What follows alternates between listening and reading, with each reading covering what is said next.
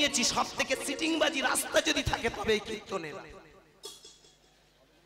যত জালিমার্কা মালগুলো সব এই লাইনে ঢুকেছে। আপনারা জানেন না আমরা কারা? 3 ঘন্টায় 3 লাইনের গল্পটা নেচে কুদে হেসে ব্যাস, তাতেই আমাদের মাইনে 60, 70, 80 লাখ। আপনাদের খারাপ, আমাদের লাখ চূড়ান্ত। ভালো করে ভেবে দেখবেন, যাকে আমরা স্রষ্টা বলছি, যাকে আমরা আল্লাহ, গড, নেচার, ব্রহ্ম, সর্বেসর্বা, super lord, all in all বলছি, তিনি করুণা করে আমাদের এই যে সুন্দর দেহটা দিয়েছেন, কোন জায়গায় কোনো খামতি রাখেন? বলুন। চোখের জায়গায় চোখ, কানের জায়গায় কান, নাকের জায়গায় নাক, মুখের জায়গায় মুখ, হাড়ের জায়গায় হাড়, স্টমাকের জায়গায় স্টমাক, কিডনি স্থানে কিডনি। কি বাবা, তাই না? একেবারে গুছানো সাজানো এই সুন্দর দেহ, কোন জায়গায় কোনো অভাব দেয়। আমাদের যেমন দেহ দিয়েছে, এই প্রকৃতির বুকে ভালো করে দেখুন, এই যে পশু পাখি যাদের, তাদেরও কিন্তু দেহ দিয়েছে। পার্থক্য কোথায়? আমাদের ভেতরে চেতনা আছে, আর ওদের ভিতরে চেতনাটা অবচেতন। কি বাবা, তাই না? সেইখানে দাঁড়িয়ে তৎকালীন দিনের মুনি ঋষিরা বললেন, এই মানব জীবনটা পেতে গিয়ে তোমাকে অনেক অনেক কষ্ট পেতে হয়েছে, অনেক কান্না কেঁদে তবে তুমি এই মানব জীবন পেয়েছো। কত চোখের জল ফেলেছ, কত কান্না কেঁদেছ, তবেই আজকের তোমার এই সুন্দর মানব দেহটা দিয়েছে। এখানে এসে একটা ভালো গাড়ি, ভালো বাড়ি, ভালো নারী, সংসার, কিছু টাকা, ধন সম্পদ, এটা নিয়েই জীবনের শেষ কথা নয়। এখানে দাঁড়িয়ে তোমাকে আরো কিছুটা এগিয়ে যেতে হবে, কারণ তুমি জীব শ্রেষ্ঠ মানুষ। যদি তুমি এগিয়ে না যাও, তাহলে তোমার মানব জীবনটা এখানে পূর্ণ হয় না। আজকের মায়েরা একটু আসতে কথাগুলো একটু মন দিয়ে শুনবেন, আমি লীলায় যাব। আমি বারবার অনুরোধ করছি, আপনারা একটু নীরবতা পালন করবেন। বাচ্চা কাচ্চা নিয়ে এসেছেন, ঠিক আছে, আমার মা, একটু ধৈর্য ধরে বসুন, অনেক কথা নিয়ে এসেছি। ভালো করে ভেবে দেখবেন, এই যে সুন্দর দেহটা দিয়েছেন, এখানে যে দেহটা পাওয়ার পিছনে আমাদের 80 লক্ষ বার জন্ম নিতে হয়েছে। এটা আমার কথা নয়, বেদের যুগের বৈদিক মুনি ঋষিরা বললেন, 80 লক্ষ জনি করিয়া ভ্রমণ তবে পেয়েছ মানব জীবন। কোথায় কতবার? স্থাবরত মিশতি লক্ষস্য জলয়ন্ন নবলক্ষ কৃমিদশ লক্ষস্য রুদ্র লক্ষস্য পক্ষিণৌ অসবাবিংশ লক্ষস্য চতুর্লক্ষান্ত মানব। আহা, কত বড় দামি কথা দেখুন। এখানে আপনারা যারা হাই এডুকেটেড আমার বাবা মা বসে আছেন, ভালো করে ভেবে দেখবেন কি বললেন? 80 লক্ষ জনই ভ্রমণ করে তবে মানব জীবন। কোথায় কতবার? ওই যে দূরে গাছ গাছালি তরুলতা বৃক্ষ গুলমাদি এমন করে জন্ম হয়েছিল 30 লক্ষ বার। ওই যে দূরে দেখতে পাচ্ছ নদী, নালা, ডোবা, পুকুর, জলের প্রাণী হয়ে তোমার জন্ম হয়েছিল 9 লক্ষ বার। মাছ, হাঙর, তিমির, কুমির, কৃমিজনিতে ছোট ছোট পোকা হয়ে, কীট পতঙ্গ হয়ে তোমার জন্ম হয়েছিল 10 লক্ষ বার। 11 লক্ষ বার জন্ম হলো পক্ষীজন, 20 লক্ষ বার জন্ম হলো পশুজন, অবশেষে মানব জীবন। আচ্ছা বলুন তো, এসব গাঁজাখুরি গল্প নয়?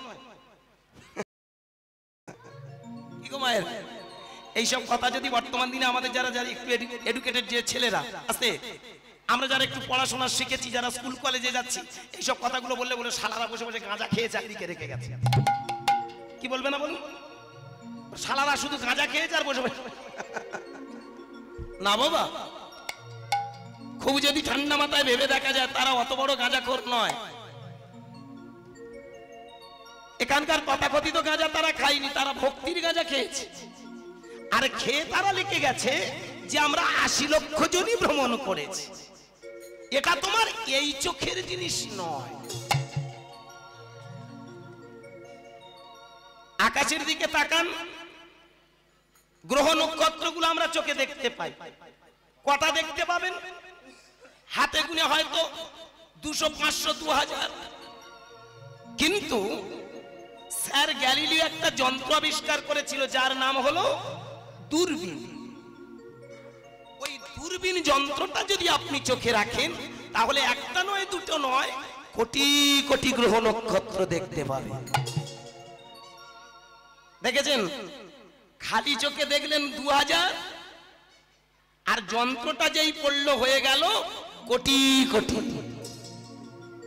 এইখানে দাঁড়িয়ে তৎকালীন দিনের মুনি ঋষিরা বললেন, তুমি যে কোথায় ছিলে, তুমি যে কতবার জন্মেছো, এটা জানতে গেলে তোমার আর একটা চোখ আছে ফোটাতে হবে। তাহলে আমার প্রশ্ন, আমাদের কটা চোখ বাবা? আমাদের কটা চোখ? দুটো চোখ না বাবা? কি গো মায়ের, আপনারা কি বলেন, আমাদের কটা চোখ? হ্যাঁ, কটা চোখ? দুটো, তাই তো? এই যে আমরা দেখতে পাচ্ছি একটা বাম চোখ আর একটা ডান চোখ। কিন্তু বাচ্চাদের যখন আমরা পড়াশোনা করাই তখন আমরা টুকটুক করে বলি কি, এই কাছে আয় তো দেখি, বস। বল, একে চন্দ্র, দুয়ে পক্ষ, তিনে কি নেত্র, মানে কি?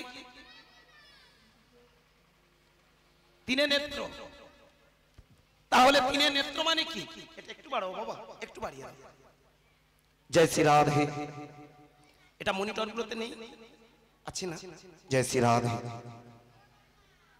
আমরা বাচ্চাদের কি শেখাই? একে চন্দ্র, দুয়ে পক্ষ, তিনে নেত্র। আমার মায়েরা খুব মন দিয়ে শুনবেন। তাহলে তিনে নেত্র মানে কি? নেত্র মানে তো চোখ।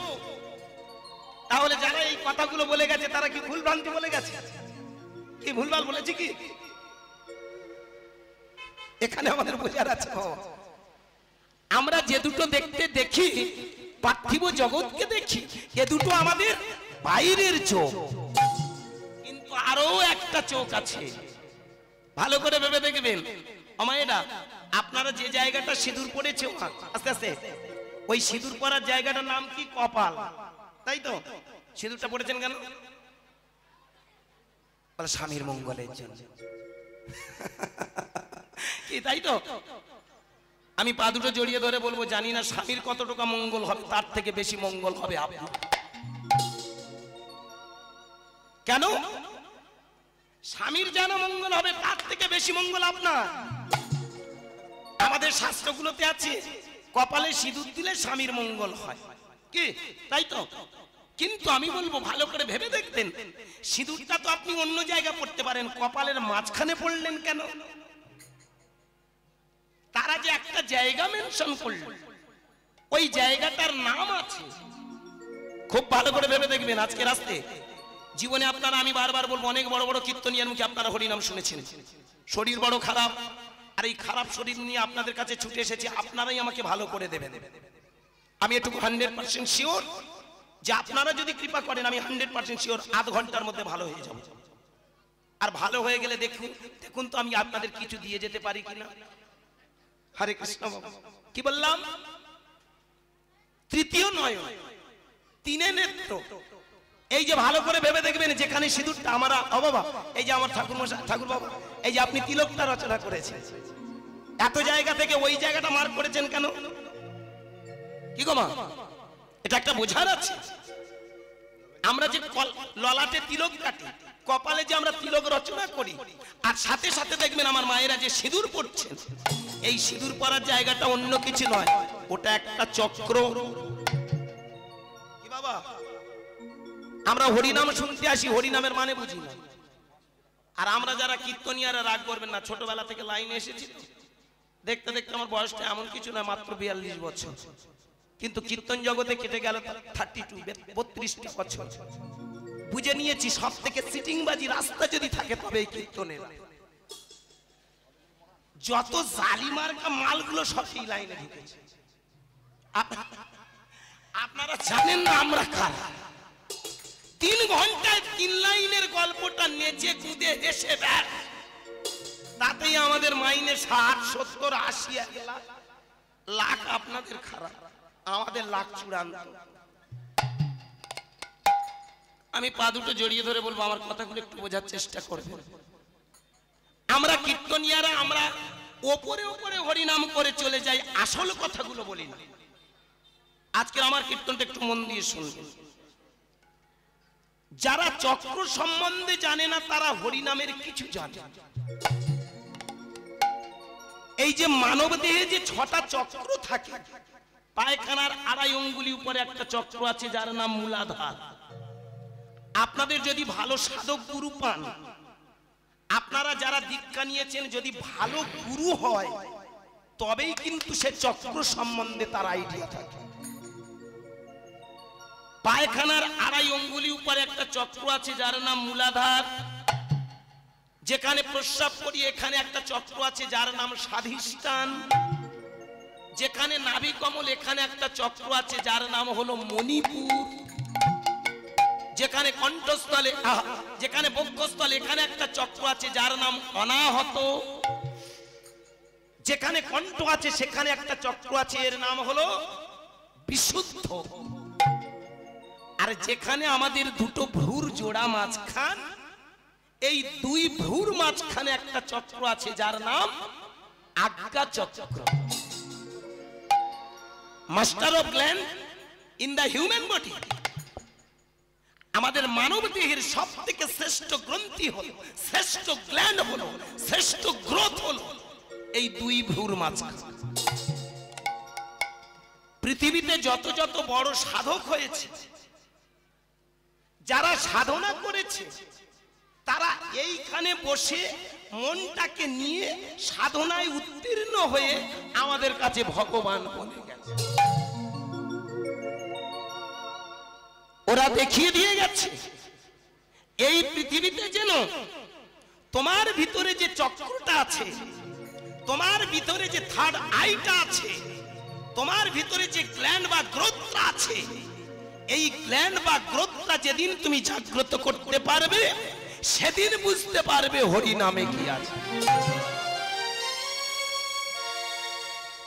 এই জাগাতে পারিনি বলে বা জাগানোর চেষ্টা করি না বলে তাই কিন্তু আজকের আমাদের এই দুর্দশা। আমরা হরিনাম করি কিন্তু হরিনামের মানে বুঝি না। খুব ভালো করে ভেবে দেখুন, আজ থেকে 500 বছর আগে নবদ্বীপের মাটিতে এসেছিল নিমাই। ঘরে একটা নয় দুটো দুটো বউ। প্রথম বিবাহ বল্লভাচার্যের কন্যা লক্ষ্মীপ্রিয়া।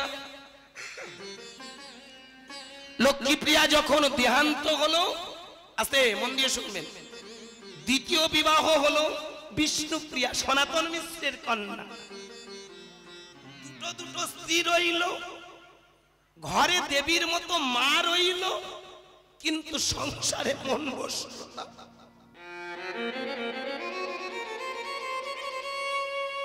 জীবনে একেবারে ছোটবেলা থেকে এই সমাজ সংসার রাষ্ট্রের দিকে তাকালো,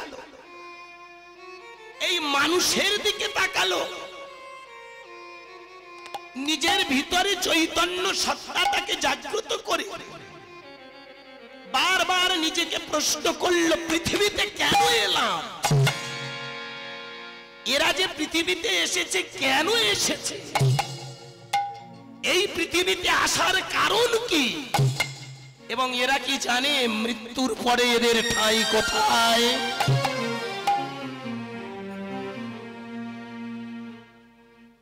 তাহলে এই 3টে প্রশ্নের উত্তর আমাকে জানতে হবে। কোথায় ছিলাম, কোথায় এলাম, কোথায় যাব? নদিয়ার নিমাই নিজে চোখের জল পেলে কে কেঁদে কেঁদে সেদে সেদে তার ভিতরে একটা চোখ ছিল, চোখটাকে প্রস্ফুটিত করল। এই জন্য ভালো করে ভেবে দেখবেন, প্রথম জীবনে ওনার নাম ছিল গোরা, কিন্তু যেদিন কেশব ভারতীর কাছে গেল বয়স তখন মাত্র ছিল 24 বছর। নিমাইকে দেখা মাত্র কেশব ভারতী বলে উঠল, কেন এসেছে? আমি আপনার কাছে দীক্ষা নিতে এসেছি, শিক্ষা নিতে এসেছি। ধীরে ধীরে নদিয়ার চাঁদ নিমাই বললেন, গুরুজি আমি আপনার কাছে এসেছি, আমাকে কিছু চৈতন্য দান করুন। পূর্বে প্রতিজ্ঞা ছিল গর্গ মুনি শনে কলিযুগে উদ্ধারিব হরি নাম সংকীর্তনে। হ্যাঁ বাবা, দাপর যুগে যিনি গর্গ মুনি, কলিকালে তো তিনি কেশব ভারতী আছে। সেই কেশব ভারতী নিমাইয়ের দিকে তাকিয়ে বলল, নিমাই তুমি আমার কাছে ভিক্ষা নিতে এসেছো, তুমি আমার কাছে জ্ঞান নিতে এসেছো। শুনে রাখো নিমাই, এতদিনে আমি চিনেছি, বুঝেছি। তোমার দিকে তাকিয়ে আমার মনে হলো তুমি তো আমার চৈতন্যের ভান্ডার, তাই তুমি গোরানো। আজ থেকে আমি তোমার নাম দিলাম শ্রীকৃষ্ণ চৈতন্য মহাপ্রভু। এটাই গৌর হরিব।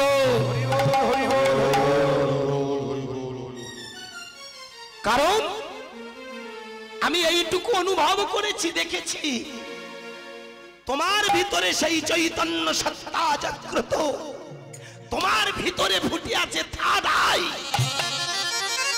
তোমার ভিতরে ফুটে আছে সাটে চক্র। এই জন্য মায়ের আসতে একটা ভারী কথা বলে যায়, আপনারা এই হরিনাম তলায় আসেন কিন্তু চক্র সম্বন্ধে জানেন না বলে। আর আমরা তো ওই বললাম ব্যবসায়ী কীর্তনিয়া, আমরা আপনাদের ওই সবগুলো শেখাতে আসি।